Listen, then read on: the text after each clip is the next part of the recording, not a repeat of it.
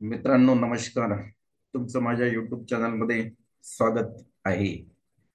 आज आपल्याला शिक्षक भरती बाबतीत एक जी काही नवीन बातमी आलेली आहे त्यावर चर्चा करायची आहे.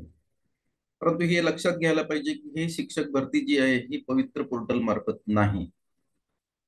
मग ही शिक्षक भरती कशी होणार आहे आणि ही शिक्षक भरती कुठली आहे या बाबतीत आपल्याला चर्चा करायची आहे. तर आपणा सर्वांना माहीतच आहे की महाराष्ट्र शासनाचा जो आदिवासी विभाग आहे त्या आदिवासी विभागामार्फत काही आश्रमशाळा चालवल्या जातात, हे लक्षात घ्या.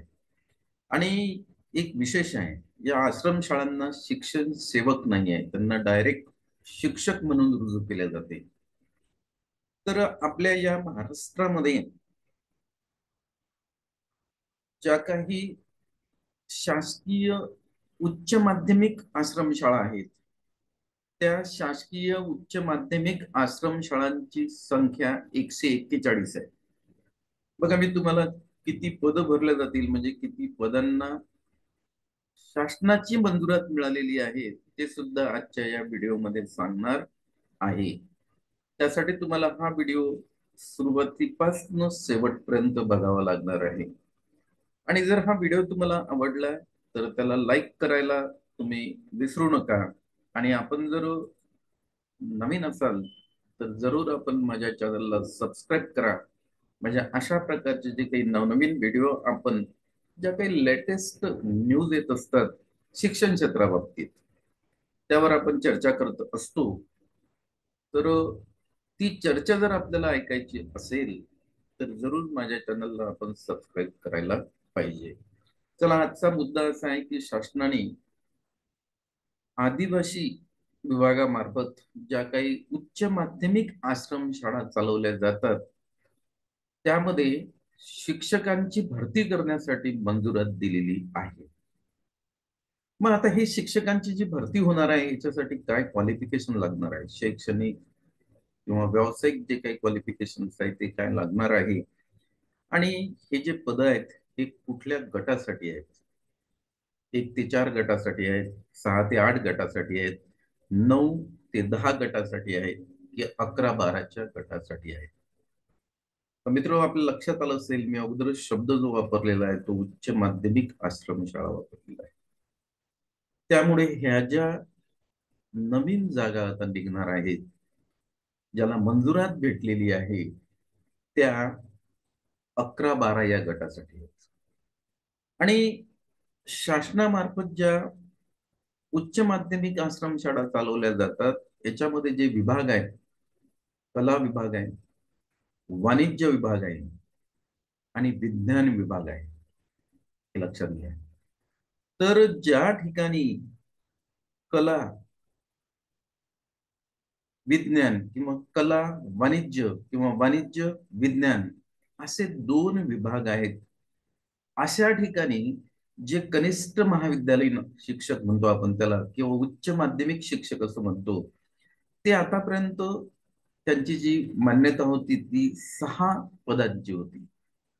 म्हणजे असं जर आपण आता विचारात समजा प्रामुख्याने जर आपण असं घेतलं की समजा विज्ञान विभाग आहे तर विज्ञान विभागामध्ये physics chemistry mathematics, physics chemistry mathematics आणि बायोलॉजी आणि इकडे लँग्वेजचे 2 मराठी इंग्लिश म्हणजे असे एकूण 6 पद भरल्या जाणार होते. परंतु जिथं कला विज्ञान असेल किंवा कला वाणिज्य असेल किंवा वाणिज्य विज्ञान असेल अशा ठिकाणी आता आणखी त्यांनी 2 पद वाढवलेले आहेत. म्हणजे 6 पदांच्या ऐवजी इथं आता 8 पद भरल्या जाणार आहेत, हे लक्षात घ्या. आणि हे 8 पद म्हणजे जिथं एका विषयाला शिकवण्यासाठी समजा आपण मॅथमॅटिक्स घेतलं तर एकच उच्च माध्यमिक शिक्षक तिथं अपॉइंट केला जात होता. एक मॅथमॅटिक्स साठी, एक बायोलॉजी साठी, त्यानंतर फिजिक्स साठी, मॅथमॅटिक्स साठी, त्यानंतर इंग्लिश साठी आणि मराठीसाठी. म्हणजे असे 6 लोक तिथं अपॉइंट केले जात होते. परंतु त्यांनी काय केलं आहे माहित आहे का की या आदिवासी आश्रम शाळेतील जे काही विद्यार्थी आहेत या विद्यार्थ्यांना कॉम्पिटेटिव्ह एक्झाम मध्ये सुद्धा उतरता यावं म्हणजे ज्या काही नेट होतात, जेईच्या परीक्षा होतात, MST CETच्या परीक्षा होतात, त्यामध्ये सुद्धा त्यांना त्या एक्झाम सुद्धा त्यांना फेस करता आल्या पाहिजे, म्हणून आणखी 2 पदाला मान्यता दिलेली आहे. म्हणजे 6 ऐवजी ते आता 8 पद गरजेनुसार भरणार आहेत. तर मग असे किती पदं झाले एकूण रिक्त? तर असे मित्र 282 पदं आता भरल्या जाणार आहेत. 141 आश्रमशाळेमध्ये उच्च माध्यमिकचे 282 पदं विषयानुसार भरल्या जाणार आहेत. मग आता विषयानुसार म्हटलं तर आपण जसं समजा जिथं आर्ट आणि वाणिज्य असेल तर तिथं 2 पदं ते आणखी विषयानुसार भरतील. त्यात जर जो काठिण्य पातळीचा विषय आहे त्याला आणखी एक शिक्षक ते देणार आहेत. किंवा कला आणि विज्ञान आहे तर विज्ञानामध्ये गणित काठिण्य पातळीचा विषय आहे किंवा भौतिकशास्त्र आहे तर मग MSc मॅथ बीएड किंवा MSc फिजिक्स बीएड अशा आणखी 2 पदं तिथं ते भरणार आहेत. तर हा सर्वस्वी समजा तिथं जे काही प्रशासक असतात, त्यांचे जे हेडमास्टर असतात, त्यांच्या रिक्वायरमेंटचा विषय आहे, ते कुठल्या विषयाचे रिक्वायरमेंट्स मागतात त्यावर हे 282 पदं भरल्या जाणार आहेत. पण एवढं बाकी निश्चित आहे की या 282 पदाला नुकतीच शासनाने मान्यता प्रदान केलेली.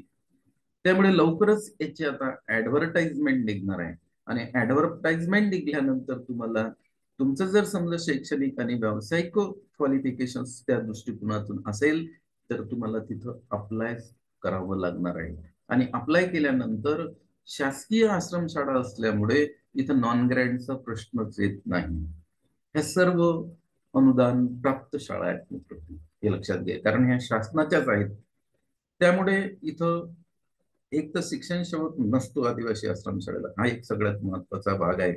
आणि दुसरं असं की ह्या जागा निघाल्यानंतर तुमची जर शैक्षणिक आणि व्यावसायिक पात्रता असली, बीएड तर त्याला आवश्यकच आहे, की प्रश्नच येत नाही. फक्त राहिला प्रश्न पीजीचा. जर ती पॉलिटिकल असेल तर ME पॉलिटिकल पाहिजे, ते जर इकॉनॉमिक्स असेल तर ME इकॉनॉमिक्स असलं पाहिजे, ती जर मॅथमॅटिक्सची जागा असेल तर MSc मॅथमॅटिक्स पाहिजे, ती जर फिजिक्सची जागा असेल तर MSc आपण फिजिक्स वाला तिथं घ्यावं लागेल त्यांना. ती जर बायोलॉजी जागा असेल तर MSc बायोलॉजी घ्यावं लागेल. ती केमिस्ट्री जागा असेल तर MSc केमिस्ट्री घ्यावं लागेल. ती जर हिस्ट्रीची जागा असेल तर MA घ्यावं लागेल. ती जर तिकडे कॉमर्सची असेल तर MCOM बीएड वाले तिथं अपॉइंट केल्या जातील. अशा एकूण 282 पदाला त्यांनी मान्यता नुकतीच दिलेली आहे.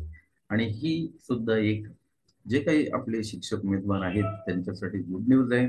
याची भरती प्रक्रिया लवकरच सुरू होणार आहे.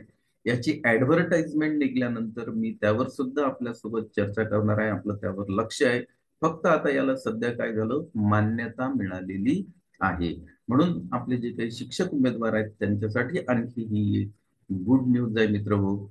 एवढंच मला आजच्या या व्हिडिओमधून आपल्यासोबत चर्चा करायची होती. पुन्हा एकदा मी तुम्हाला आव्हान करेल, जर हा व्हिडिओ आवडला तर त्याला आपण काय करा, लाईक करा. आणि आपण जर या चॅनलवर नवीन असाल तर या चॅनलला सबस्क्राईब करा. आणि आजची ही चर्चा जी आहे, ज्या चर्चेमध्ये आपण आदिवासी आश्रमशाळा ज्या उच्च माध्यमिक विभागाच्या आहेत त्यावर आपण चर्चा केलेली आहे. 141, पुनश्च एकदा सांगतो, 141 हे आहेत आदिवासी आश्रमशाळा उच्च माध्यमिकच्या. या पूर्ण शासन चालवते याला, हे लक्षात घ्या. निवासी असतात आणि याच्यावर 282 पदाला मान्यता मिळालेली आहे. आणि हे सगळे उच्च माध्यमिकचे पद आहेत मित्र, हे लक्षात घ्या. म्हणून आपण थोडस अलर्ट राहिलं पाहिजे आणि या जाहिरातीकडे आता लक्ष दिलं पाहिजे. मी तर आहेच, काही प्रश्नच येत नाही. मला जेव्हा ही जाहिरात दिसेल तेव्हा मी आपल्यासोबत ही शेअर करणार आहेच. तर ठीक आहे, मला हीच एक माहिती तुम्हाला आजच्या या व्हिडिओच्या माध्यमातून द्यायची होती, ती मी आपल्याला दिलेली आहे. आता मी आजच्या या आपल्या चर्चेला पूर्ण विराम देतो. धन्यवाद.